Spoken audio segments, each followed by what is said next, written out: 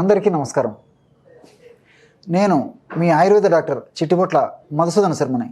మనం ఈ వీడియోలో మోషన్ ఫ్రీగా అవ్వాలంటే ఎలాంటి క్షేమదాయకమైనటువంటి ఔషధాన్ని వాడుకోవాలి అనేటువంటి ఆసక్తిదాయకమైనటువంటి అంశాన్ని గురించి తెలుసుకోబోతున్నాం. గత కొన్ని వీడియోల్లో కూడా మోషన్ ఫ్రీగా కాకపోవడం అనేది ఎందుకు జరుగుతుంది, ఆ సమస్యని ఏమంటారు అంటే కాన్స్టిపేషన్ అనేటువంటి పేరుతో పిలుస్తారని చెప్పేసి, అట్లే ఆ యొక్క సమస్య వచ్చినప్పుడు ఎలాంటి లక్షణాలు ఉంటాయి, ఆ యొక్క సమస్య ఎదురైనప్పుడు మీకే మీరు తయారు చేసుకోదగ్గ సులువైనటువంటి క్షేమదాయకమైనటువంటి గృహ వైద్య చికిత్సా విధానాలు ఏంటి, అనుభవ వైద్య చికిత్సా విధానాలు ఏంటి మొదలైన వివరాలు తెలియజేయడం జరిగింది. ఈ వీడియోలో మరొక ఫార్ములాని మోషన్ ఫ్రీగా ఎందుకు మనం తెలుసుకోబోతున్నాం. ఈ మోషన్ ఫ్రీగా కాకపోవడం అనేటువంటి సమస్య చిన్నపిల్లల నుంచి పెద్దవాళ్ల వరకు ఉండేటువంటి అత్యంత సర్వసాధారణమైనటువంటి సమస్య. ఎప్పుడైతే మోషన్ ఫ్రీగా రాదో దాని ప్రభావము మన దేహం మీద ఉంటూ ఉంటుంది. అంటే ఆకలి కాకపోవడము, పొట్ట ఉబ్బరించడము, అదేవిధంగా కీళ్ళ నొప్పులు, కాళ్ళ నొప్పులు, మోకాళ్ళ నొప్పులు, భుజం నొప్పులు, తలనొప్పులు ఇలాంటివి రావడము, మానసికంగా యాక్టివ్గా లేకపోవడము, విసుగు, కోపము, చికాకు ఇలాంటివన్నీ కూడా ప్రత్యక్షంగా పరోక్షంగా మోషన్ కాకపోవడం వల్ల, సరిగ్గా కాకపోవడం వల్ల జరుగుతూ ఉంటుంది. అంతేకాకుండా మోషన్ సరిగ్గా కాకపోవడం వల్ల అనేక రకాలైనటువంటి కొత్త వ్యాధులు వచ్చేందుకు అవకాశం ఉంటుంది. ఉన్నటువంటి వ్యాధులు కూడా త్వరగా తగ్గక చాలా ఇబ్బంది పెట్టేటువంటి అవకాశం ఉంటూ ఉంటుంది. కాబట్టి శరీరంలో తయారైనటువంటి ఈ యొక్క మలిన పదార్థము ఎప్పుడప్పుడు క్షేమదాయకంగా బయటికి విసర్జింపబడుతుండాలి, కానీ ఎక్కువ కాలం పాటు దేహంలో నిల్వ ఉండడం వల్ల అనేక రకాలైనటువంటి ఉపద్రవాలు కలిగేటువంటి అవకాశం ఏర్పడుతుంది. కాబట్టి మరి మోషన్ ఫ్రీగా ఎందుకు ఎలాంటి ఔషధాన్ని తయారు చేసుకోవాలంటే ఒక్క 5 పదార్థాలతో యొక్క ఔషధాన్ని తయారు చేసుకోవచ్చు. ఆ యొక్క 5 పదార్థాలతో ఎలా మనం ఔషధాన్ని తయారు చేసుకోవాలంటే, మొట్టమొదట సునాముఖి చూర్ణాన్ని ఒక్క 50 గ్రాములు తీసుకోండి. ఈ సునాముఖి అనేటువంటి యొక్క ఆకు ఎండించినటువంటిది మనకు ఆయుర్వేద ఔషధ విక్రయశాలలో పచారి కొట్టలో దొరుకుతుందన్నమాట. ఈ యొక్క ఆకు పొడి కూడా మనకు మార్కెట్లో దొరుకుతుంది. కానీ మీకే మీరు ఆకును తెచ్చుకొని మిక్సీలో వేసేసుకొని తయారు చేసుకోవడం చాలా శ్రేష్టం. లేకపోయిన పక్షంలో ప్రామాణిక కంపెనీ వాళ్ళు తయారు చేసేటువంటి ఫ్రెష్గా తయారు చేసినటువంటి ఆకు చూర్ణం దొరికేట్లయితే అది తెచ్చుకొని వాడుకున్నా సరిపోతుంది.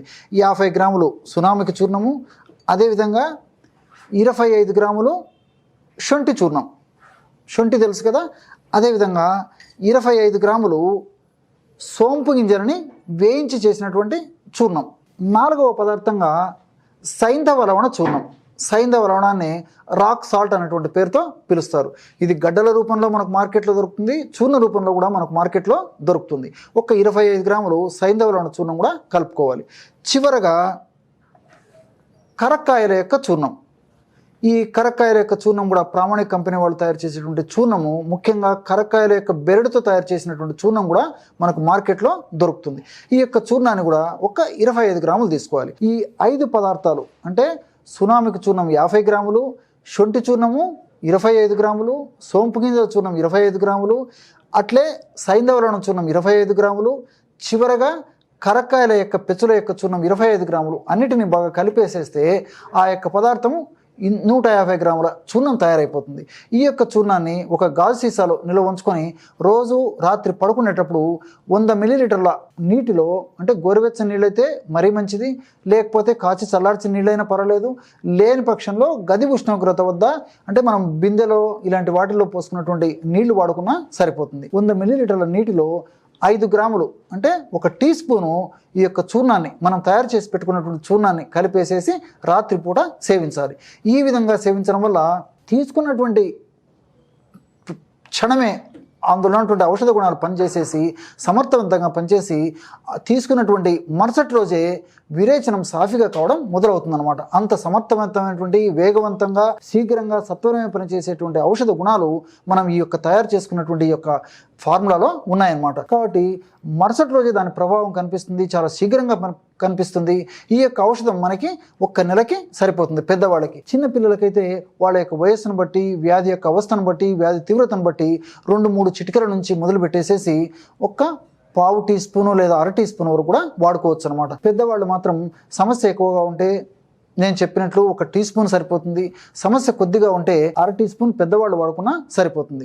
లేదంటే సమస్య మరీ ఎక్కువగా ఉంటే కొన్నాళ్ల పాటు 1 టీ స్పూన్ పౌడర్ ఈ పద్ధతిలో వాడుకొని సమస్య కొద్దిగా అదుపులోకి వచ్చిన తర్వాత 1/2 టీ స్పూన్ వాడినా సరిపోతుంది. కాబట్టి వాళ్ళ యొక్క అవసరాన్ని బట్టి, వాళ్ళ యొక్క శరీర తత్వాన్ని బట్టి ఈ యొక్క ఔషధాన్ని డోసును, ప్రమాణాన్ని నిర్ణయించుకొని వాడుకోవడం వల్ల చాలా సమర్థవంతమైనటువంటి ఫలితాలు కలుగుతాయి. ఈ విధంగా నెలపాటు వాడేసేసి తర్వాత అవసరం ఉంటే మరలా కొన్నాళ్ల పాటు కంటిన్యూ చేసుకోవాలి. అవసరం లేకపోతే ఈ యొక్క పద్ధతిలో వాడేసేసి ఆపేసేస్తే సరిపోతుంది. కానీ మరి ఈ యొక్క సమస్య కలిగేందుకు కారణాలను మనం విసర్జించాలన్నమాట. కారణాలు ఏంటంటే ఫైబర్ తక్కువగా తీసుకుంటూ ఉండడం. కాబట్టి ఆహారంలో ఫైబర్ ఎక్కువ ఉన్నటువంటి ఆహారాన్ని తీసుకోవాలి. అంటే ముఖ్యంగా ఆకుకూరలు, కూరగాయలు, పళ్ళు ఇలాంటివి ఎక్కువగా తీసుకోవడం వల్ల ఫైబర్ ప్రభావం చేత మనం మోషన్ ఫ్రీగా కావడం మొదలవుతుంటుంది అన్నమాట. అంతేకాకుండా నీరు ఉదయం నుంచి రాత్రి దాకా కనీసము 1 రోజులో వారి యొక్క శరీర తత్వాన్ని బట్టి, వాళ్ళ యొక్క అవసరాన్ని బట్టి, సీజన్ని బట్టి, వ్యాధి అవస్థను బట్టి, ఇతర అనుబంధ లక్షణాలను బట్టి 2 నుంచి లేదా 2.5 లీటర్ నీళ్ళ నుంచి 5 లీటర్ల వరకు కూడా నీళ్లు కొద్దిగా సేవిస్తుండాలన్నమాట. ఆ పద్ధతిలో వాడుకోవడం నీటిని మంచిది. అదే పద్ధతిలో సమయానికి ఆహారం తీసుకుంటూ ఉండాలి. Bakery foods, junk foods, fast foods, ice creams ఇలాంటివి ఎంత మానేస్తే అంత మంచిది. టయానికి విశ్రాంతి తీసుకుంటూ ఉండాలి. ఇలాంటి చిన్న జాగ్రత్తలు తీసుకుంటూ మరి మన దేహానికి వ్యాయామం కూడా అవసరం. కాబట్టి ఆ వ్యాయామం చేసినప్పుడు ప్రేవుల కదలికలు కూడా బాగుంటాయి. కాబట్టి కనీసం వారంలో 5 రోజుల పాటు వాకింగు, జాగింగు, స్కిప్పింగు, రన్నింగు ఇలాంటి వ్యాయామాలు కూడా చాలా చక్కగా ఉపయోగపడతాయి. ఇవన్నీ జీవన శైలికి సంబంధించినటువంటి సమస్యలు. కాబట్టి జీవన శైలిని మనం చక్కదిద్దుకోవాలన్నమాట. అంటే ఆహార పరంగా మనం చక్కదిద్దుకోవాలి.